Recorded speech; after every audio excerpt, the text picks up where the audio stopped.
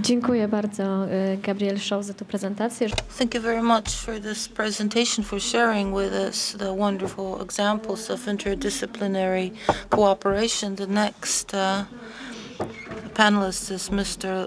Jacek Różalski, who works for the School of Pedagogy in Łódź, an author of numerous publications. He is particularly interested in how pedagogues deal with aggression in school and discipline in class, difficult behavior on the part of school, also in the context of cyber crime and violence. He also represents the ministry, the Polish ministry, and the International Committee, the European Commission for Technical Cooperation and Research. He will tell us about his experience, how students of Polish schools deal with online aggression. Thank you very much. On behalf of my team and myself, I would like to thank the organizers for giving us the opportunity for presenting the results of our work. I will only talk about one single project, although I work on 4 different ones at the Institute of Vocational Medicine at the School of Pedagogy in Łódź. In this project, using different methods,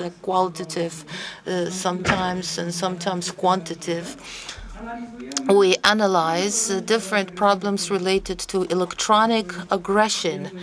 I will tell you a little bit more about what I mean by electronic aggression.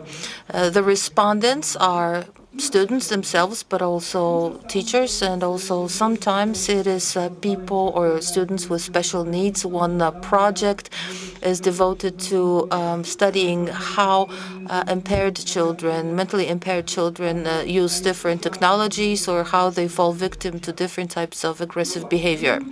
I will be talking about electronic aggression. This is a very big umbrella under which we have very many different things. Electronic aggression is will always happen when a new communication technology is used to perform hostile activities against another person. But in reality, this is not entirely true. I decided to begin with an analogy or a metaphor. If I was to ask you, if I was to bring in a number of different animals to the room, and if I were to ask you, is an animal dangerous? Then your immediate response would be, which one? Oh, this animal is more dangerous than the other one. For example, a mosquito is dangerous, but differently dangerous than an elephant is.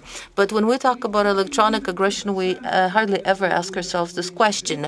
We use this word cyber violence or cyber crime, but hardly ever do we think, what is the difference? What are the differences? How can we classify the different types of electronic aggression?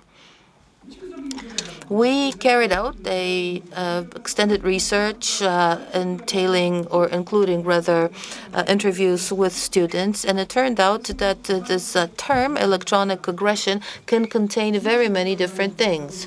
So, for example, the behaviors are different, the social perception is different, and what I want to do today is, I hope, something interesting, something that you'll find interesting. I will first show you the 6 different types that we've excerpted from the research, and then I will give you the results of qualitative research to prove that really these modes of behavior do or are present among Polish students. The first type of cyber violence is termed cyberbullying. That is a term that stems from a very long research on bullying, the traditional type of school aggression. But immediately we need to state that not every single type of school aggression is bullying. So if it is bullying, it has to take for some period of time. The perpetrators are stronger than the victim in any way, psychological or physical, and the perpetrator, the defenders, have to have the intention to do harm, to cause damage. So, for example, a single standalone situation will not be bullying. If somebody approaches somebody else and hits him on the face, that's not bullying. This has to be taking over a period of time. And all of a sudden, we come across cyberbullying. If we were to define it reasonably, we would have to admit to the fact that it is the same thing as bullying, but done by means of a telephone or the internet. In reality, what I'd like to tell you is that it's not exactly that congruent. It is said that it's a phenomenon just as dangerous as traditional bullying. In the case of traditional bullying, the sort of level of the quality of mental health of both the perpetrator and the victim is lower. And why isn't it so congruent? Well, first of all, because let's talk about regularity. In traditional bullying, I would have to hit somebody on the face 50 times. But in cyberbullying, it's enough just to upload the image once, and then the technology will repeat or multiply the images by itself. In terms of traditional bullying, the advantage is more of a mental character. In cyberbullying, the bully is anonymous often. In regular bullying, it is said that a bully intends to do harm, whereas in cyberbullying, it does not necessarily have to be so. So it's not all that easy if we want to analyze this phenomenon so as to counteract it. There are other things like happy slapping. For example, one provokes another and then publishes it. In reality, the youth also perceives the different things very differently. For example, I can send a text message to somebody with some nasty language, but at the same time, I can do this. I have purposely made these anonymize these persons. For example, somebody got drunk and wet his pants, and I mean, but look at the different sort of significance of these phenomena. This is all under cyberbullying, but this is very different. I mean, an image is published in a specific context that would be difficult to anybody, and think of how difficult it must be to an adolescent. So first of all, electronic aggression is peer aggression. Both the perpetrator and the victim are at the pretty much same age level. Now, the second type of aggression that we revealed in our research was something that we called recording the victims. We came across respondents who, for example, recorded an alcoholic whom they just met incidentally. They provoked him to do things like they asked him or made him dance or undress or something like that, recorded it and then uploaded it. There are more and more portals, right, where one can upload material. And very often the perpetrators are very much visible on these films. Is this a problem? Well, some say there is no problem because the people that are on the film, they don't even know that things are happening, bad things are happening because they're drunk or maybe they're retarded or something. But what are the damages? It's not just a harm inflicted onto a peer. There are two problems. So the first one is that if I am a perpetrator, then I will make myself immune. I will make myself immune to the harm inflicted or done to another person, because I am filming somebody, and it means that this person is experiencing harm, and I'm building my own value on it. And these are, but then again, this is often met with many comments, right? When such a film is uploaded, then there are many comments from internet users. Oh, this is so funny, do some more.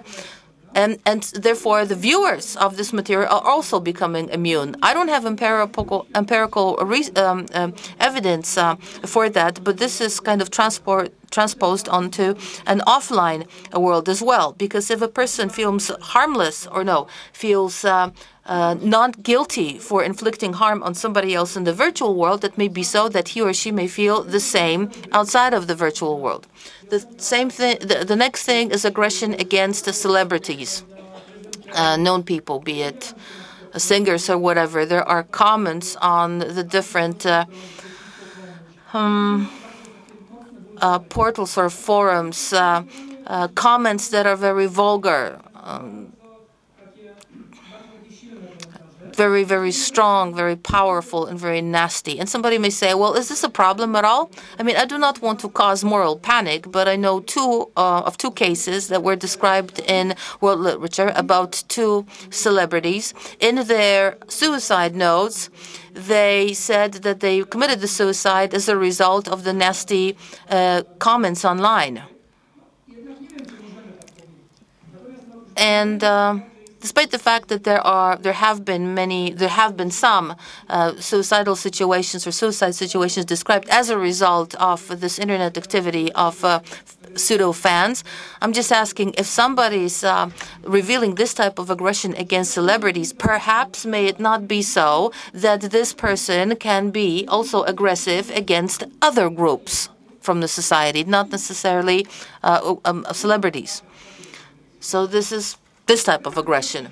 Number 4 is the aggression against an idea or aggression against the groups. I can be aggressive not against concrete people, but I can be aggressive on an internet site of a religious group or of a group that shares some kind of a social interest. For example, one of my students in an interview, she said that she was in a group of animal lovers. Animal defenders, and they would notoriously get really nasty emails. What other people can be attacked? The people who share certain ideology or ideas or a certain outlook of the world. So again, electronic aggression, but not the type that I mentioned before. The classical one is the Red Watch website. It was a site that listed the names and addresses of real people who were freedom fighters or opposition activists in the communist times and who are now termed as Jews and etc. For example, there was this one teacher from a local school who, together with her students, cleaned up an old Jewish cemetery, and she was put on this list of people to hate. Okay, then there is this. Then another question: if we are to combat this phenomenon, what are the limits? What are the limits between, a heated discussion and a situation in which we're already dealing with this type of aggression? There is a very heated discussion on this, for example, in the U.S., because there are efforts to introduce certain legislative tools. Now, and finally, random aggression. That's the 5th type. It may sound funny, but it turned out that many of the perpetrators that I interviewed, they're attacking just anybody because, maybe they're just looking through Facebook profiles. They're looking at the profiles of the different people, and if they don't like somebody, maybe they don't like the face, they add a stupid comment. A person they have absolutely no contact with, have absolutely no idea about, have never been in contact with, and despite the fact this person is still subject to attack. So, how do we research this? It's very difficult to study this because it's difficult to reach the two people simultaneously, the perpetrator and the victim. When I spoke of the random type of aggression, the victims of such aggression didn't really care about this type of aggression because they knew that this was a coincidental situation. So this is a very different type of a perception of this aggression than in the first type of aggression, the peer-to-peer, the peer aggression. And now a couple of results from the research. As you may remember, we started off with the qualitative interview. I constructed this survey, psychometric effort, 719 junior high students from the province, from the region of Łódź. 46% of the sample were girls. This sample is pretty representative. This population is pretty representative because it is not only limited to the town of Łódź, but also to the suburbs as well as the smaller towns and villages. And we revealed 20 different types of electronic aggression, 20 different types of behaviors, modes of behavior. And as many as 36% of those who we studied over the past 30 days committed at least one of these types of acts. Let me show you the 7 most frequent ones. Number 1 was I offended during an online game. I insulted other participants. Over 16% said that. Yes, I did that. Almost 16% did that. It was mostly boys. I commented on an internet forum. Every 10th or every 9th one says, yes, I did comment to taunt, to scare a given people. Yes, I did taunt or insult a person that I was chatting with in the chat room. Again, 10 people. We're talking about a time period of 30 days. Then I commented profiles. We don't really identify ourselves with profiles, but I know some people who really identify themselves with profile very, very much. We know that a profile is personalized, but it's treated so personally that an attack on the profile is treated as if it was a personal attack. I sent text messages to scare somebody, I sent a text message. I sent messages over an instant messenger, or I sent text messages over mobile, on my mobile.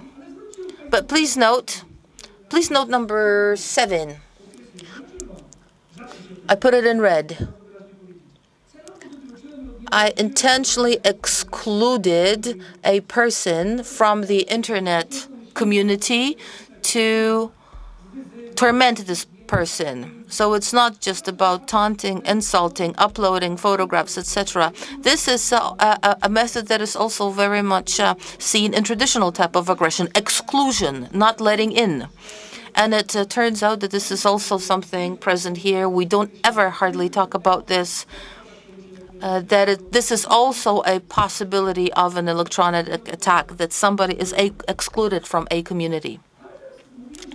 I also said that the most important thing for us all is the first type of aggression, namely peer aggression that takes place within a group of peers. And I asked here, have you ever been in such a situation that one or some people from your class, school, or internet community, because many people are only within a community, a part of a community on the internet, have tormented you, have made you suffer, and made it difficult for you to protect or defend yourself? So please note, these are all the traits of cyberbullying, that it is happening for a certain period of time, that it's difficult to defend oneself, and that the person has to suffer. So here I'm trying to capture the specific types of aggressive aggression, because the question is, have you insulted anybody over the past year on the internet? Yes, a singer.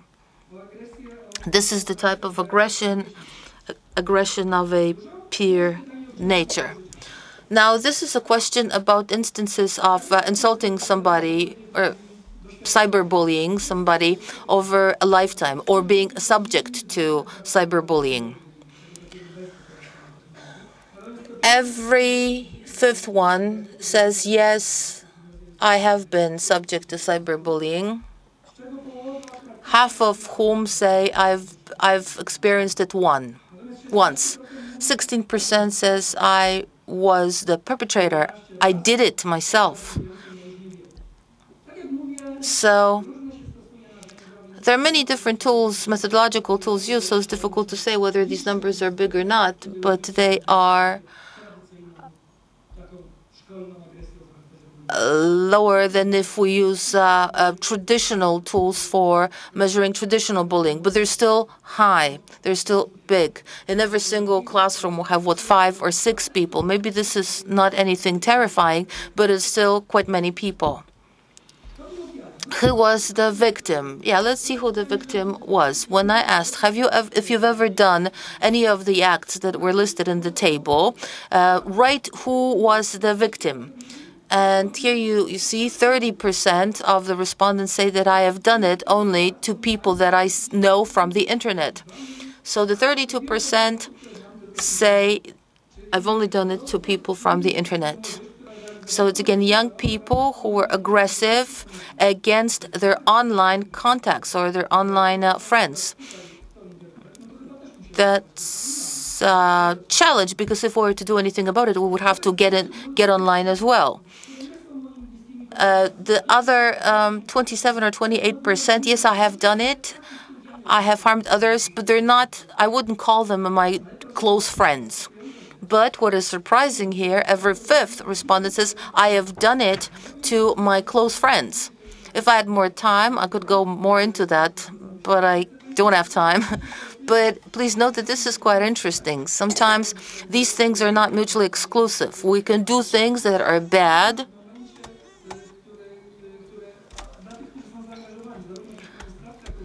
to a close friend, and it's acceptable. 15% say that I have randomly picked the victim. I don't know the victim. I don't know the victim from either the internet or from outside of the internet. It's just a random pick. So this is the random type of aggression that I mentioned before.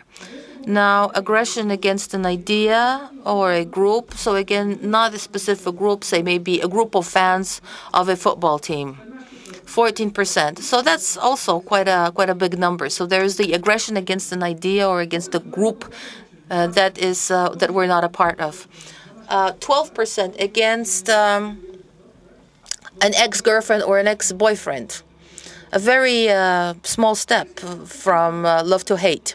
Also, aggression against the weaker ones, such as alcoholics, whatever. 7% said that they would pursue such activities against teachers. I'm planning a bigger research on teachers and aggression against teachers. But generally speaking, from this research, we can see that every 20th person said that they would be aggressive against teachers.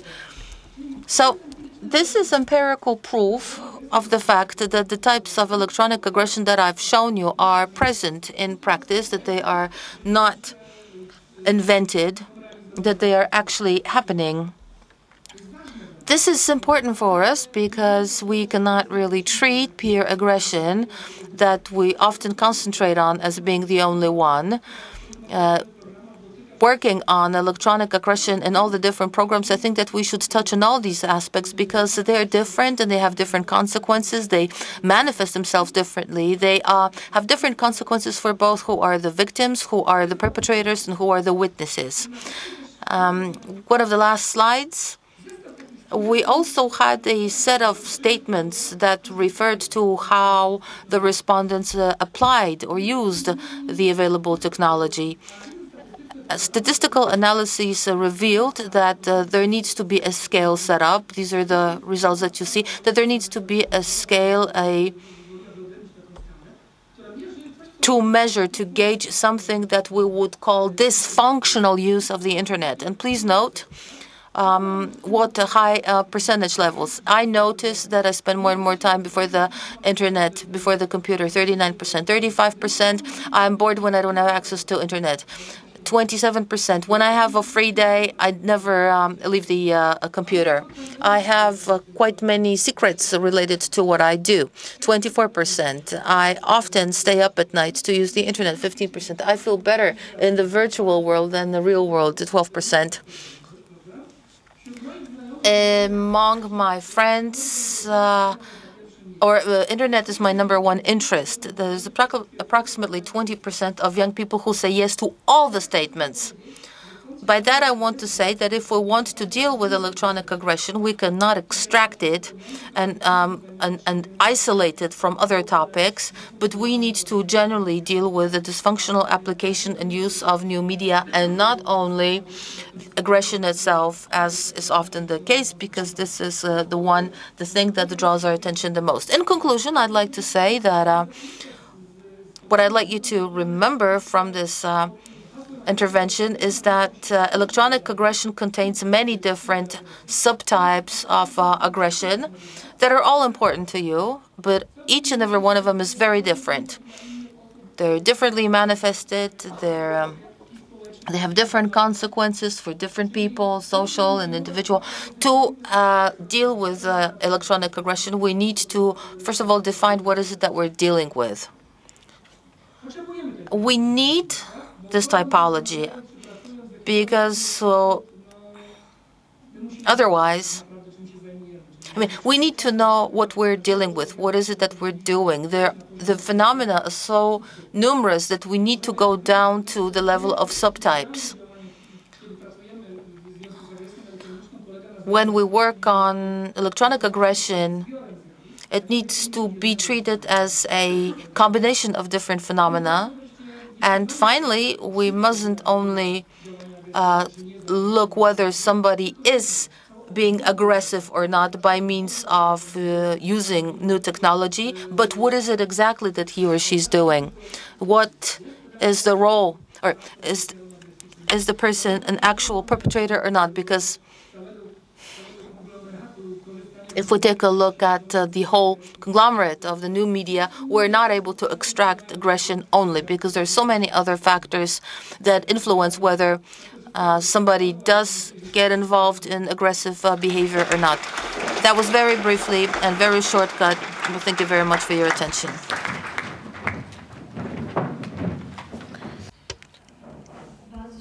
Thank you very much, Dr. Pyżalski, for this most interesting presentation, partly because we have many teachers and educators who work with